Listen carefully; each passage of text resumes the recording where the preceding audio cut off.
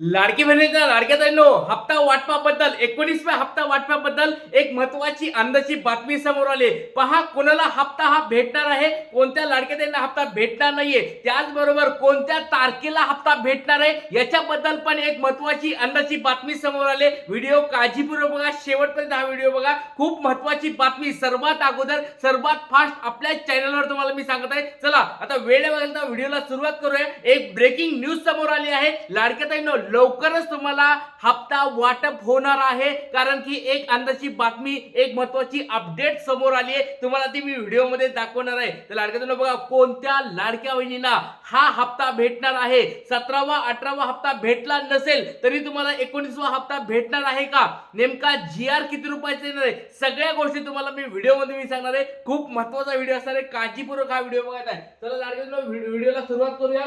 पाहूया कोणत्या लाडक्या ताईंना हप्ता भेटणार आहे, त्याचबरोबर कोणाला हप्ता भेटल्यानंतर 19वा हप्ता नेमका कधी वाटप होणार आहे हे पण तुम्हाला मी दाखवणार आहे. व्हिडिओ खूप महत्त्वाचा असणार आहे, काळजीपूर्वक हा व्हिडिओ बघत आहे. चला आता व्हिडिओला सुरुवात करूया. महत्वाची गोष्ट म्हणजे लवकरच मोठी अपडेट येणार आहे. बघा, जिल्हा परिषदेच्या निवडणूक आहेत 7 तारखेला आणि त्याच्याच पार्श्वभूमीवर मोठ्या हालचाली सुरू झालेल्या आहेत आणि तुम्हाला लवकरच हप्ता भेटणार आहे. लाडक्या ताईंनो, अपडेट समोर आलेली आहे, काळजी करायची बिलकुल गरज नाहीये. आता बघा, सगळ्यात पहिली गोष्ट म्हणजे तुम्हाला 19वा हप्ता कुणाला मिळणार, खूप महत्वाची एक अपडेट समोर आली लाडक्या बहिणींनो. ती म्हणजे जो निधी आहे, निधी जो तुम्हाला निधी मंजूर होत असतो, त्या निधीमध्ये या ठिकाणी चांगल्या स्वरूपात वाढ होणार आहे. आणि दुसरी महत्वाची गोष्ट म्हणजे ज्या लाडक्यातांची पडताळणी होणार आहे त्यांना देखील 19वा हप्ता भेटणार आहे. एक महत्वाची अपडेट समोर आलेली आहे. चला तर वेळेवर व्हिडिओला सुरुवात करतोय. कोणत्या लाडक्यातांना पाहायचे, तुम्हाला कोणत्या लाडक्यातांना हप्ता भेटणार आहे, 19वा हप्ता भेटणार आहे, कमेंट बॉक्स मध्ये तुमचं नाव सांगायचंय, जिल्हा सांगायचंय आणि तुम्हाला हे मी प्रश्न विचारणार आहे, त्या प्रश्नाचे उत्तर द्यायचे कमेंट बॉक्स मध्ये. म्हणजे तुम्हाला मी सांगणार आहे तुम्हाला हप्ता भेटू शकतो का नाही भेटणार, या सगळ्या गोष्टी सांगणार. चला तर बघा लाडक्यांनो, सगळ्यात पहिली गोष्ट म्हणजे 18वा हप्ता जो आहे, जर तुम्हाला 18वा हप्ता भेटला असेल तर तुम्हाला या ठिकाणी 19वा हप्ता 100% भेटणार. परत सांगतो लाडक्यांनो, तुम्हाला 18वा हप्ता भेटला होता का, 100% तुम्हाला 19वा हप्ता भेटणार म्हणजे भेटणार. काळजी करायची गरज नाहीये. एक महत्वाची बातमी समोर आलेली आहे. 19वा हप्ता 18वा हप्ता भेटलाय का तुम्हाला, पटपट सर्वांनी कमेंट बॉक्स मध्ये सांगायचं आहे. दुसरी गोष्ट म्हणजे तुम्हाला डीबीटी ऍक्टिव्ह आहे का, ही गोष्ट सांगा.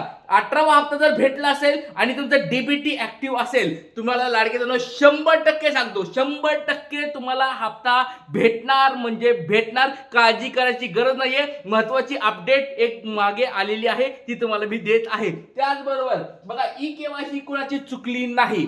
बघा, जर तुमची ई-केवायसी चुकलेली नसायला पाहिजे. आता ज्या ज्या लाडके त्यांची ई-केवायसी चुकल्या होत्या, ज्यांनी चुकीचे ऑप्शन निवडले होते, ज्यांच्या या ठिकाणी स्टेटस पुढे ई-केवायसी गव्हर्नमेंट एम्प्लॉई असं एरर येत आहे, रिजेक्टेड फॉर्म झाले, त्या लाडक्या त्यांची पडताळण्या चालू झालेल्या आहेत, त्यांच्या याद्या पण समोर आल्या. त्या याद्या सोडून जर तुमचं यादीमध्ये नाव आलं असेल तर तुमची पडताळणी होईल आणि नंतर हप्ता भेटेल. पण जर तुमची ई-केवायसी चुकली नसेल तर तुम्हाला 100% हप्ता भेटणार म्हणजे भेटणार. काळजी करायची गरज नाही. तुम्हाला एक छोटा प्रश्न विचारतो लाडक्यांनो, तुम्हाला 18वा हप्ता भेटला होता का, तुमचा डीबीटी ऍक्टिव्ह आहे का. तिसरी गोष्ट, ई-केवायसी तुमची बरोबर होती का चुकली होती, कमेंट बॉक्स मध्ये सांगायचं आहे. आणि त्याचबरोबर फॉर्मचं स्टेटस अप्रूव्ड असायला पाहिजे. बघा लाडक्यांनो, एक गोष्ट लक्षात ठेवा, या सगळ्या गोष्टी तुमच्या पूर्ण असतील, पण जर फॉर्मचं स्टेटस अप्रूव्डच्या ऐवजी रिजेक्ट, पेंडिंग किंवा रिव्ह्यू मध्ये गेला असेल, तुम्हाला हप्ता भेटणार नाही. ही गोष्ट समजून घ्या. त्याच्यामुळे सर्वांनी आपलं आपलं स्टेटस चेक करायचं आहे. मी वारंवार तुम्हाला नेहमी सांगत असतो लाडक्यांनो, तुमचं स्टेटस अप्रूव्ड आहे का नाही ते चेक करा. ज्या लाडक्यांनी नारी शक्ती ॲपवरून फॉर्म भरलाय, ज्या लाडक्यांनी ऑफलाईन फॉर्म भरलाय, त्यांना नेमकं काय करायचं ते सांगतो. आणि ज्या लाडक्यांनी ऑनलाईन फॉर्म भरले होते त्यांनी लवकरात लवकर आपलं लॉग इन करायचंय, चेक करायचं आहे. ऑनलाईन तुम्हाला माहिती आहे सगळ्याला, लाडकी बहीण योजनेची गव्हर्नमेंटची वेबसाईट आहे, त्याच्यावर लॉग इन करायचं, मोबाईल नंबर OTP टाकून, आणि नंतर तुम्हाला या ठिकाणी चेक करायचं करायचं का तुमचं फॉर्मचं स्टेटस अप्रूव्ड आहे का नाही. आता ज्या लाडके त्यांनी नारी शक्ती ॲपवरून फॉर्म भरलाय त्या लाडके त्यांनी या ठिकाणी काय करायचं माहिती का, तुमच्या जवळच्या अंगणवाडी सेविकाकडे जायचं आहे आणि त्याच्या याद्या आलेल्या आहेत. परत सांगतो लाडके त्यांनो, ज्या लाडके त्यांनी नारी शक्ती ॲपवरून फॉर्म भरला होता, ज्यांच्याकडे ऑफलाईन फॉर्म ज्यांनी भरला होता, त्या लाडके त्यांनी लवकरात लवकर अंगणवाडी सेविकाकडे जायचं आहे आणि तुमचं नाव यादीमध्ये आलं आहे का नाही चेक करायचं आहे. पटपट सगळ्या गोष्टी चेक करून घ्या. जर नाव तुमचं यादीमध्ये आलं असेल लवकरात लवकर पडताळणी करून घ्या, म्हणजे तुम्हाला पण पुढचा 19वा हप्ता तर भेटणार नाही आता, कारण की त्याच्यामध्ये पडताळणी झाल्यानंतर तुमच्या सगळ्या गोष्टी चेक होतील, पडताळणी होईल, नंतर त्याचे नावं तुमच्या अपडेट होतील आणि नंतर डीबीटीसाठी पुढे जातील. त्याच्यामुळे या हप्त्यात तरी शक्यता कमी आहे, पण पुढचे 20वा तरी हप्ता तुम्हाला लवकरात लवकर भेटेल. त्याच्यामुळे सर्व लाडकेदारांना हात जोडून विनंती आहे, लवकरात लवकर तुमच्या अंगणवाडी सेविकाकडे जायचं. असा वाट बघत बसू नका की अंगणवाडी सेविका माझ्या घरी येईल, माझी चेकिंग होईल, नंतर पुढे होईल, असं करू नका. लवकरात लवकर आजच लवकरात लवकर अंगणवाडी सेविकांना भेट द्या आणि तुमच्या सगळ्या गोष्टी चेक करून घ्या. आता पुढचा आहे, रेशन कार्डवर 2 पेक्षा जास्त महिला नसायला पाहिजेत.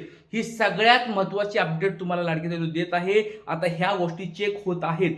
2 आता पहिली जे चेक केली गव्हर्नमेंट एम्प्लॉय चेक केलं, आता 2 लाडक्या बहिणी आहेत का घरात हे चेकिंग चालू आहे. मधली एक गोष्ट तुम्हाला सांगायलोय, 2 लाडक्या बहिणी घरात आहेत का नाही. रेशन कार्ड तुम्ही जोडलं होतं, रेशन कार्ड आधार कार्ड वगैरे सगळ्यांनी चेकिंग होणार आहे. इंटरलिंकिंग आहे सर्व, इंटरलिंक मध्ये म्हणजे सगळं जोडलेलं आहे. तुमच्या घरामध्ये कोण कोण राहतात सगळं आधार कार्डवर टाकलेलं आहे. त्याच्यामुळे सर्वांनी कमेंट बॉक्समध्ये सांगायचंय तुमच्या घरामध्ये 2 पेक्षा जास्त लाडक्या बहिणी आहेत का.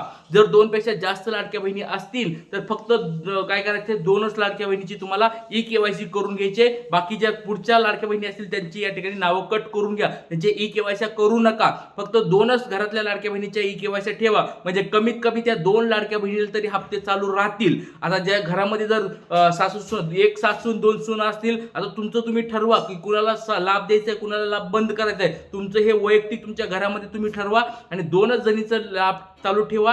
आता त्याच्यामध्ये बघा एक गोष्ट लक्षात ठेवा, आता त्यांनी सांगितलंय की एक विवाहित पाहिजे आणि एक अविवाहित पाहिजे. आता पण घरामध्ये जर तिन्ही पण विवाहित असतील तर नेमकं काय करायचं. तर आता ठीक आहे, असं असेल तर ज्यांचे वय कमी आहेत, पात्रतेमध्ये बसत आहेत, त्यांचे नावं ठेवा. हे मी माझं स्वतःच सांगतोय. तुमच्या घरामध्ये तुम्हाला काय डिसिजन घ्यायचंय ते तुम्ही ठरवा, पण हे माझं वैयक्तिक मत आहे. कारण की नंतर वयामध्ये काय होईल, 65 वय संपलं की परत त्यांचं पण लाभ बंद होईल. त्याच्यामुळे 2 अशा कमी लाडक्यातही ज्यांचं वय कमी आहे अशा लाडक्यात तुम्ही या ठिकाणी लाडक्या बहिणी योजनेमध्ये ठेवा. बाकीच्यांची ई-केवायसी करू नका, ही माझी मी गोष्ट तुम्हाला सांगत आहे. एक लाडका दादा या नात्याने तुम्हाला ही गोष्ट मी सांगत आहे. वैयक्तिक तुम्हाला काय निर्णय घ्यायचा तुम्ही ते घेऊ शकतात. त्याच्यानंतर बघा पुढची महत्त्वाची गोष्ट, घरात सरकारी नोकरदार असेल तर त्या लाडक्याताईंनी लवकरात लवकर स्वतःचा हप्ता तुम्ही थांबवा. परत सांगतो लाडक्याताईंनो, ही काळजीपोटी तुम्हाला मी सांगत आहे.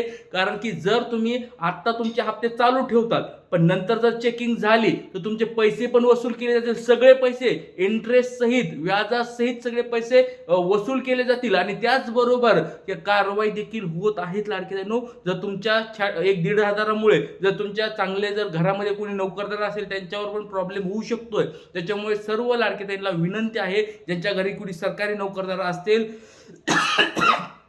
तर त्या लाडक्याताईंनी आपला लाभ स्वतःच बंद करून घ्या, असं मी तुम्हाला डायरेक्ट सांगत आहे. कारण की आता त्या सगळ्या चेकिंग होणार आहेत. तुमच्या आधार कार्डनुसार सगळ्या गोष्टी, बँकेमध्ये किती पैसे तुमचे काय सगळं माहीत झालंय. इन्कम टॅक्स डिपार्टमेंटकडून पण त्यांना माहिती भेटलेली आहे. त्याच्यामुळे सर्व लाडकेताईंना विनंती आहे, लवकरात लवकर ही काळजी घ्या. इथे थांबतो. काही अडचणी असतील कमेंट बॉक्समध्ये विचारा. जय हिंद, जय महाराष्ट्र, जय शिवराष्ट्र.